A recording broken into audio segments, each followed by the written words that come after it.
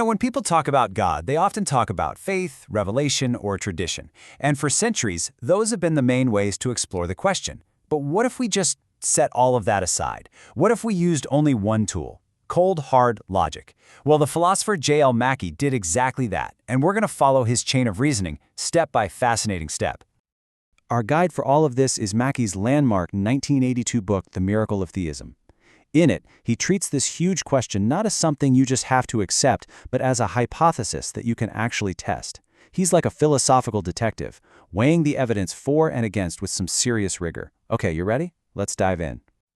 And this is really the heart of the matter. Before Mackie even asks if God exists, he asks a question that's maybe even more fundamental.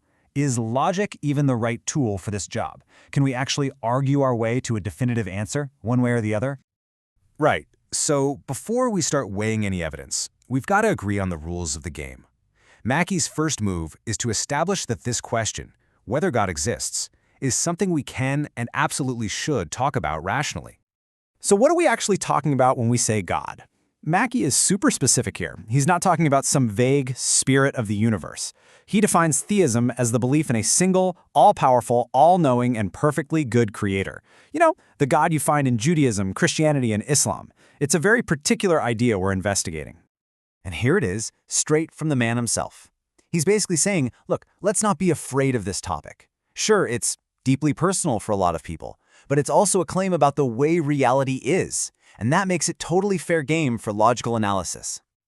All right, let's start building the case. First up, Mackie puts all the traditional arguments for God's existence on one side of a metaphorical scale.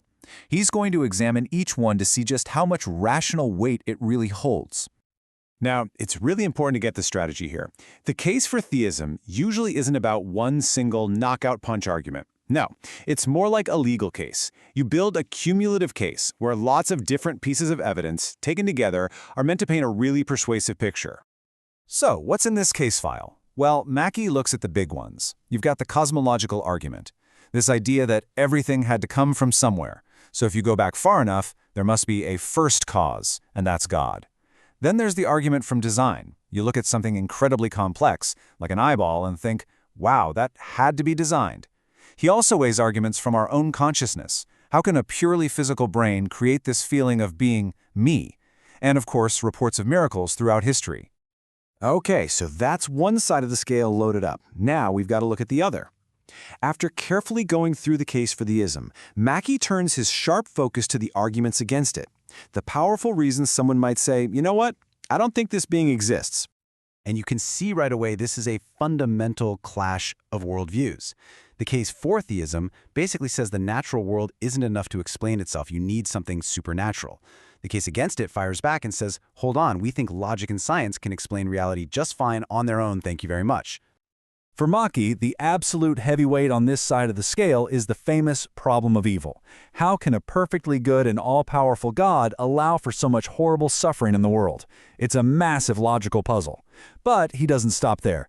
He also adds the growing power of science, which keeps finding natural explanations for things that used to be chalked up to God. And finally, he looks at how psychology and sociology might explain where religious belief itself even comes from. Okay.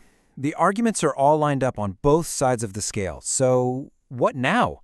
How is a rational person supposed to decide? This is the climax of Mackie's entire analysis, the final weigh-in. And here's the crucial point. Mackie is not looking for a 100% airtight, undeniable proof or disproof. He thinks that's probably impossible. Instead, he's playing the odds. He's asking, given everything we know, which conclusion is more likely? Which one is more reasonable? And that phrase right there, the balance of probabilities, that is the key to his whole project. It's his way of saying, look, we're working with incomplete information, but that doesn't mean we can't make a rational call about which side has the stronger case. So after all that meticulous analysis, Mackie reaches his conclusion. In his view, when you put all the arguments on the scale, the side arguing against the existence of God is heavier. As he sees it, the logic and the evidence just lean more strongly in that direction. But let's be really clear about the nuance here. Mackie is not saying, I have proven God doesn't exist. Not at all. He's saying that believing in the God of traditional theism isn't logically impossible, but that, in his words, denying it is a good deal more probable. It's a conclusion based on weighing the evidence, not on some kind of dogma. So, if we follow Mackie's reasoning all the way to the end, where does that leave us? Well, it leads us straight to another absolutely crucial question. If the rational case for theism is this shaky, then what happens to morality? This is the big so what question, right? You hear it all the time. Without God, there's no objective right or wrong, and anything goes. Mackie confronts this idea head-on. If we set aside divine commands, where on earth do our ethics come from? Mackie insists that morality doesn't just collapse without a divine source. He actually explores some powerful alternatives. Maybe morality is based on pure rationalism, where we just figure out right and wrong with logic, kind of like math. Or maybe it's humanism, where we invent moral rules ourselves to help us live together and flourish. Or it could be a kind of subjectivism, where morality is just a useful social tool that we build together over time. And that leaves us with this final, really challenging thought. Mackie's whole project kind of forces us to ask, are we really stuck with a choice between a faith that reason can't fully support and a world that's ultimately meaningless? Or, and this is what his work seems to suggest, is there another way? Can reason itself help us build a meaningful, moral world all on our own terms?